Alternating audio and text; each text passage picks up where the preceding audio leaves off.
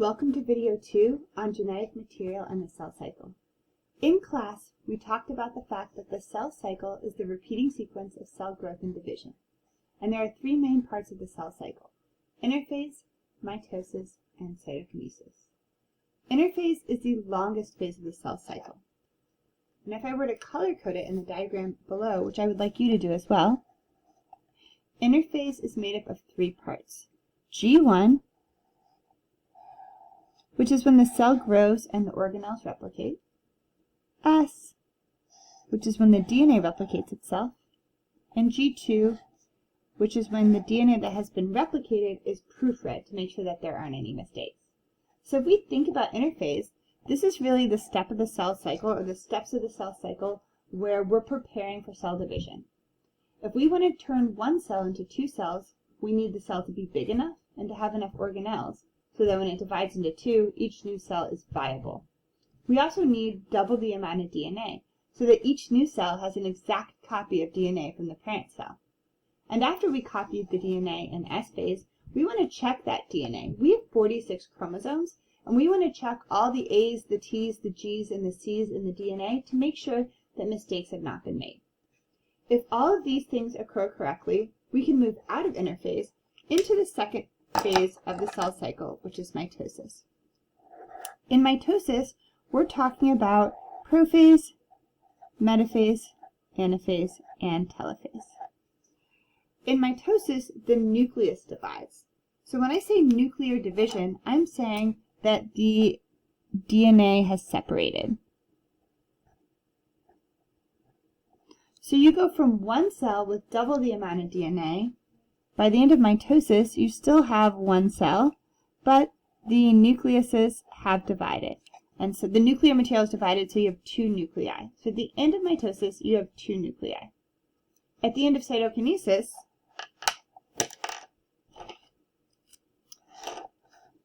the cytoplasm has separated, and you have two separate cells. So cytokinesis is really cytoplasmic division here. So remember, G1 in interphase, we have growth. S, we have DNA replication. And G2, we have proofreading. All of that is part of interphase. In mitosis, we have a nuclear division, and in cytokinesis, we have cytoplasmic division. So the question here is, why does cell division occur? What is the purpose of cell division? So I want to take a second and write that right down here. The purpose of cell division, well, there are a couple purposes of cell division. One, we want growth. If you're going from a zygote, which is a fertilized egg, all the way to like a full-size human, we need to grow a lot. We need to make a lot of new cells. Cell division is also used for repair. If you have old cells that die, if you have damaged cells, you need to be able to make new cells. The third purpose of cell division is to increase surface area to volume ratio,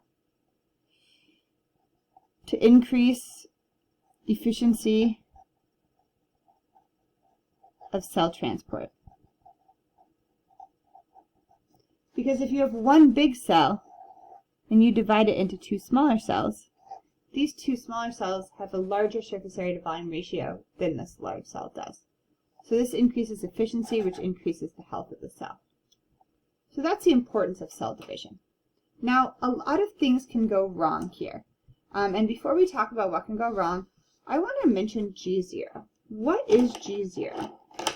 G0 is often confused with interphase, but G0 and interphase are not the same thing. G0 is when the cell has left the cell cycle and is doing its job. So when the cell is doing its function, it is not in the cell cycle. It's in G0. G0 means it's left the cell cycle. So this is where the cell spends most of its life. So a confusing thing for a lot of students is, oh, if the cell is preparing to divide, it must spend most of its life in interphase. That's not actually true. A cell spends most of its life in G0, completely out of the cell cycle. It's exited the cell cycle, it took the off-ramp, and it is doing its job. If it's a blood cell, a red blood cell, it's transporting oxygen. If it's a macrophage, it's killing infected cells, right? So most of its life, a cell spends in G0. Okay? It's only when it needs to divide that the cell leaves G0 and enters interphase to prepare for division. Mitosis, the nucleus divides, and then cytokinesis, the cell divides. So, what are the three main parts of this process from the perspective of how can we check to make sure things are going right? Well, let's look at this cell right here. The first thing we need to look at is diploid. What does diploid mean? Diploid equals 2N. Okay, so when we talk about diploid, a diploid cell, just some terminology, diploid and 2N mean the same thing. And this means you have 2 copies of each chromosome. In the case of mitosis, the original cell is diploid, or 2N, and the 2 cells created are also diploid, or 2N. So the chromosome number stays the same throughout mitosis. Okay, so in mitosis, the chromosome number stays the same. So let's talk about kind of the 3 important components of this process. Okay, right here, our DNA replicates. Okay, this is the first important step in preparing for cell division. This step, called replication,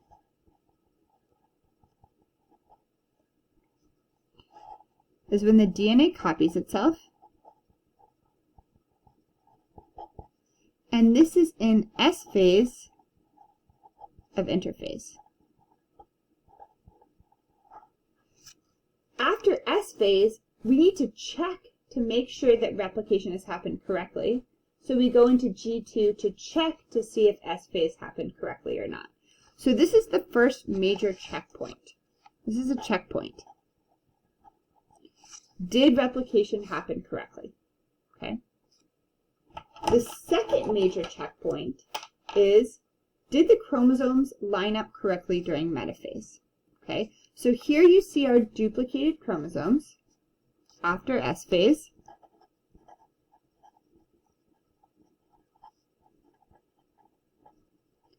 It's only if the chromosomes duplicated themselves correctly that we move into mitosis. You will not move into mitosis unless these chromosomes have been duplicated correctly. But let's say our chromosomes were duplicated correctly. Well, we can pass this checkpoint and we can go to the next essential part of the cell cycle, which is during mitosis and is metaphase. The second essential checkpoint is called alignment. In alignment, we want the alignment of the chromosomes during metaphase of mitosis. This is our second checkpoint. We only get to move forward if our chromosomes have lined up correctly during metaphase. Okay? If our spindle fibers have attached correctly. Our third major checkpoint occurs during anaphase, right here. Okay? This is our third checkpoint right here. This third checkpoint is called separation of the chromosomes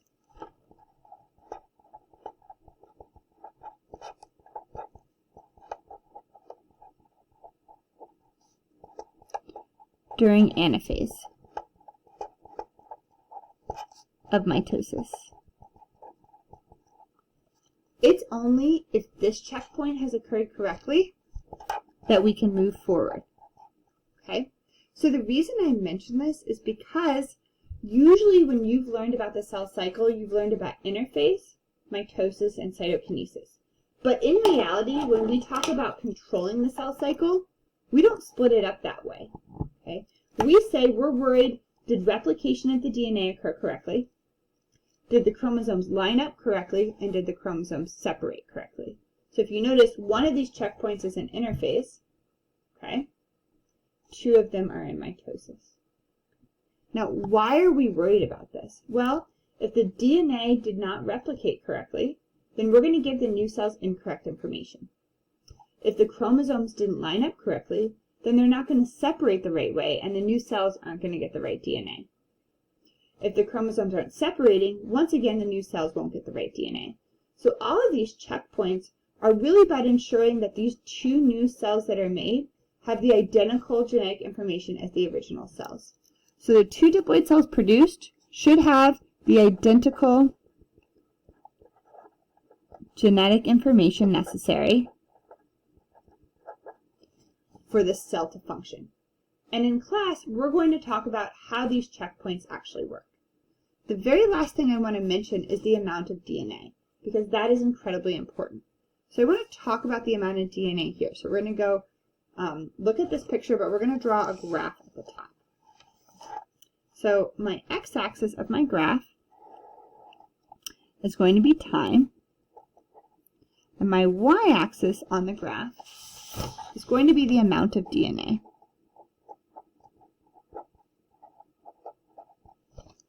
Okay.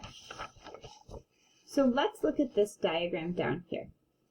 We can see in our diploid cell, before DNA replication, that the chromosomes are unduplicated. We have two unduplicated chromosomes. So we're just going to arbitrarily say, okay, our amount of DNA at like G1 is like this much DNA. It's our unduplicated chromosomes. Now remember, our DNA is going to copy itself during S phase, and then we're going to have duplicated chromosomes. So this right here is the time at which the DNA copies itself. So that by G2, when we're proofreading the DNA, okay, we have duplicated chromosomes. Now, those chromosomes are going to line up in the middle and be pulled apart. And the cells that are going to be produced are going to have the right number of chromosomes, but they're going to be unduplicated chromosomes again. So what's going to happen to our amount of DNA in mitosis is that it's going to go back to unduplicated chromosomes. And this process will start all over again. Okay?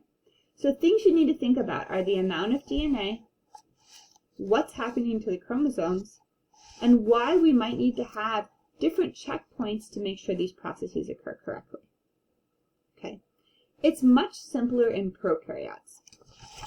In prokaryotes, they only have a single loop of DNA. So if you look at your prokaryote right here, your bacteria, it just has a single loop of DNA.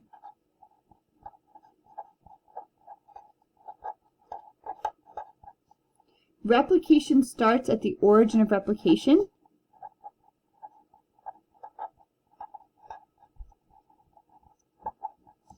And DNA replicates as the cell grows and divides. And this process is called binary fission. So you can see in this diagram, here's the DNA, here is the copied DNA, and as the cell grows, the copied DNA splits, so each new bacteria cell is a clone of the original cell. That's it for today. Thanks!